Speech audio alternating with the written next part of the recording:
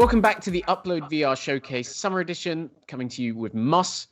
Today we are talking to Ikimasho, a brand new VR developer that we revealed their first game from at the showcase earlier today. We're here with Jan and Olivier. Say hi, guys. Hey. Hey. Cool. So the game you announced today was called Shaman. Tell us a little bit about it. Well, it's a action roguelite set in a distant and funky future where your mission is to essentially fight against the architects of entropy, whose goal in life is to terraform the universe to boring cubes. So your mission is to bring life back to the universe, to bring it sounds super cheesy, but to bring the funk of life back to the universe. We have a great soundtrack that Olivier is responsible for, which he'll be pretty happy to talk about. But that's essentially it. And it's in terms of gameplay, it's a spell casting game. So we've been working for more than a year now on trying to find a satisfactory, well, not satisfactory, but a profoundly satisfying, profoundly satisfying spell casting system that makes you feel physically empowered as you play the game. Because one of the key pillars of the game since its inception, which is roughly 3 years ago, was that we figured that it would be very important in order to maximize immersion in VR, is to consider the physical involvement of the player in the game. Because, well, it's obvious to all of the viewers, but you embody the avatar in a first-person game, obviously. And so we looked into and researched the relation between motion and emotion. So, by the way, I apologize to any European viewers. They'll recognize the slogan of Peugeot, the car manufacturer. To anyone who's not from Europe, you're fine. So there's a relation between the two, right? So obviously your emotions have an impact on your physical form. So if you'll feel great, you'll take up physically more space. But the opposite's true as well. So if you feel down, forcing yourself to take up physically more space will actually make you feel biologically better. So we researched that and wanted really to incorporate an aspect of physical involvement in the game and something that is accessible to everyone and that is satisfactory to everyone from the ground up, and then scales into something that has some depth for more engaged players. So you say it's a spell casting game, and you're talking about those physical interactions. What are you using these spells for or against? Is it in battle? You mentioned terraforming earlier. It is indeed in battles. You actually cast spells through movement. That's what Jan was talking about, and it's about drawing lines around you and following kind of starry constellations that appear, and which give you basically different kind of weapons to fight enemies. So you'll be standing on your small planets, shooting waves of enemies and trying to derive some energy from them to revive the moons of the solar system you're sitting in, and then ultimately the planet before jumping to another planet. So it's as much action as spacefaring, really. You'll be traveling through the galaxies and discovering new weapons, discovering allies and foes, and ultimately reaching the end goal, which is to funkify and groovify the entire universe. Sounds good. I think you get a lot of the kind of vibiness in the footage that you guys showed today. I mean, you mentioned music earlier, but the entire presentation from the music to the visuals seems to be a huge focus of this project, and this kind of maybe, I don't know if this is the right word, but synesthesia approach, right? It is. Great. He knows what it means, so I'll let him answer the question.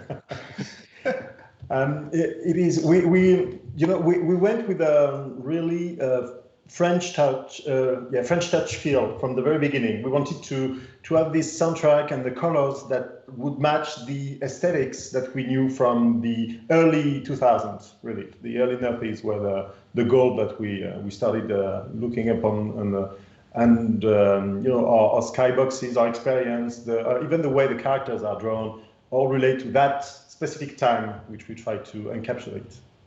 Maybe it's because we're old or older, like in the mid 30s to early 40s. Like that's the range of the age at the studio. Although a little younger as well. But point being is the foundation of the reason why this is so.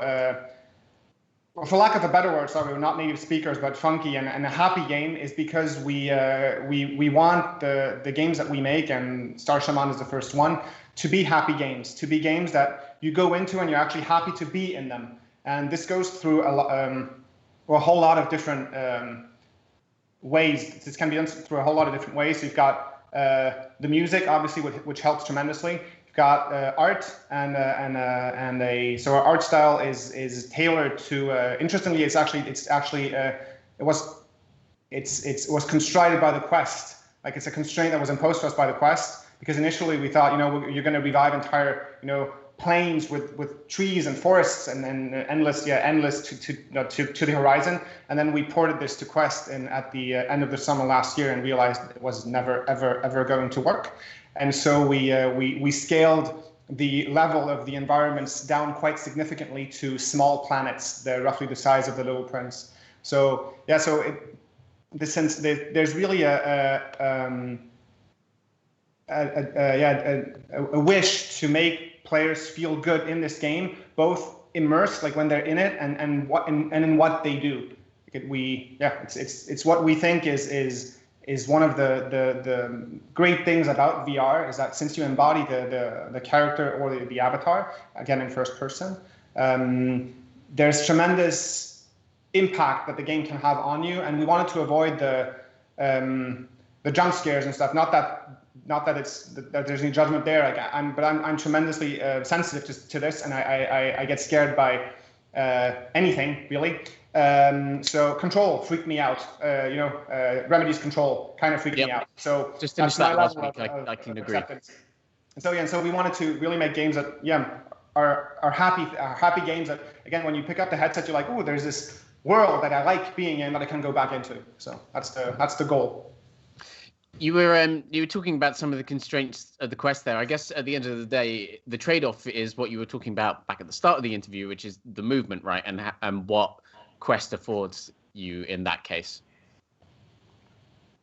Yeah, well, we work around it. Yeah, well, I mean for the other headsets we work around it. For the Quest, the Quest is currently, we find, the best look into the future of what VR is going to be. Indeed, the thing with Quest, interestingly, is that it allows for 360-degree design, which we actually try to avoid, because you don't live your life in 360 degrees. You actually live it in a little more than 180 degrees, and most of your peripheral view is actually just there to recognize motion. So you really just live in, I don't know exactly what it is, but let's say 100. And what's behind you is you usually completely ignore. So designing a game that is 360 degrees, at least the type of game we're making, is a massive cognitive load that gets everybody completely, it's completely misunderstood. No one gets it, and it's way too demanding. Dizzying even. And dizzying. And so we've redesigned the game to 140, 130 degrees essentially. So it's happening. Everything's happening in front of you. So we are, but still, like the fact that you have only the controller and no cables makes the experience much more enjoyable, because you feel a lot freer than you would on any other headset. Mm-hmm. So when people get the game, which is sounding like it'll be kind of soon, and they dive into it, what can they expect? Is this a single player story driven adventure? Is it coming with arcade modes? What kind of content's going to be on offer there? We're thinking about arcade mode, but right now it's a PvE game only that we plan to scale over the course of the next year, at least a year past release, at least. So it's a PvE game, and this image hit me yesterday. It's kind of a bento box, sorry, we're going full on Japanese, right? Ikimasu, bento and stuff, but it's a game where, as Olivier was mentioning and referring to a little earlier, is so you got the fights which are really, really intense and satisfying, and then you've got that moment where you get to admire what you've rejuvenated. So essentially, you beam out into a planet that's completely terraformed, so it looks very very dull, very well. We're going for, it's not boring, but it's cubes, right? It's like and so you carry your fight on that planet, and then you rejuvenate it along with the moons that are around it. So you get a moment of relief after a fight where you can admire what you've done, and then a map pops up with a lot of different planets in the solar system that are undiscovered, and you beam out. And there's a lot of different things that can happen. You can either beam out to a shop where you can buy new skills, improve your spells, etc. So you can improve your character. There's happy events that can happen. Or fortunate events, more unfortunate events, which we won't go too much into. But there's a bit of story as well. So, and it's all procedurally generated. So it's different with every run, and you get a bit of everything. So you get your fight. It's super intense. Then you get that moment of relief, and then you get that, well, for lack of a better comparison, that kind of a gotcha, emotion that you get from mobile games. Although this game is not free to play, so no monetization in beaming out into space. But so you beam out, and you're like, what's going to happen next? So you there's a really cool emotional curve to the pace of the game, and it's story driven. I mean, the main arc is here, but every time you play, you will have new snippets of new stories going around, procedurally generated. So we make sure that every time you play, you get a different feeling on how you're proceeding towards the goal. But the main story is here. Yeah, it's not discovering more about the universe with each run and stuff. So it's action, accessible, deep. And with a bit of story. Again, it's a kind of a bento, right? You get a bit of everything, and it's a bit of that, and then you get a bit of that, and then you come back to this, and it's I do have to touch on the full Japanese thing just as a last thing. You guys are called Ikimasho. You explained to me earlier that's let's go in Japanese. Tell me a bit about kind of the formation of the studio, because you guys are a new studio, like you said. This is your first game. Tell me a little bit about that and kind of the philosophies driving the studio, I guess. So if we go with the whole story, it dates back to an article I posted on Gamasutra. I think it's now 8 years ago, where I researched how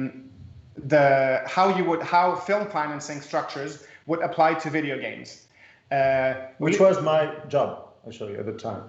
Which happened to be his job. So somebody was wrong on the internet, so I took it on myself to correct the guy, and since we are both French, we decided that we should talk that over an aperitif, kind of, and we remained friends for quite a while. So I was in the film industry, slowly moving into VR, where I produced a couple of free roaming experiences, which were the actual reason I'm doing VR games now, and within gaming. Yeah, I've been in games for the past 10 years, and I come from, I worked in console, I worked on free-to-play PC, and I worked on free-to-play mobile at the last job I had. And we saw the potential for VR together back at the end of early 2018. And we thought, we had a phone call, which I remember quite distinctly because I remember precisely where I was, where Olivier said, wouldn't it be awesome if in VR you were playing this magician, and you would do you do some motion like this with your arms, and then that would terraform Earth and it would hit the other guy in the face. I was like, yeah, that'd be pretty cool. And so we prototyped this. And the rest is history. I was binging Dragon's Ball a little too much, maybe, but yeah. Yeah, and so we prototyped this, and then we made it into a pretty convincing prototype. Financed the company and the vision and the vision, which I'll go into in a second, and have been working on what eventually became Star Shaman since March 2019. Yeah. And the vision for the company if I were to say 5 years from now, where we think VR is going is. It sounds a bit cheesy because it's keywords you hear quite regularly, but we believe it's persistent, social, empowering, and I forget the last one. Persistent. Have I said persistent before? You said persistence once. Oh, I've said it. Okay, so It's very persistent. yeah, it's very persistent. That'll do. Empowering, social, systemic. So empowering, social, systemic, and persistent. Apologies. Worlds, and so we're building towards that. We're building towards experiences that games really, but games worlds that you go into and that are there for a very, very long time, and which you can personally have an impact on, which you can collectively have an impact on, and so working towards that, and Star Shaman is the first step towards that. Awesome. So just to wrap up, tell me about what your plans for release are and platforms. We'll be releasing end of summer, targeting PC and Quest. Cool. Thanks so much for joining me today, guys. Thank you very much. Cool. Well, we're looking forward to seeing more from Star Shaman in the future. Stick with Upload. We'll have more interviews later on in the day.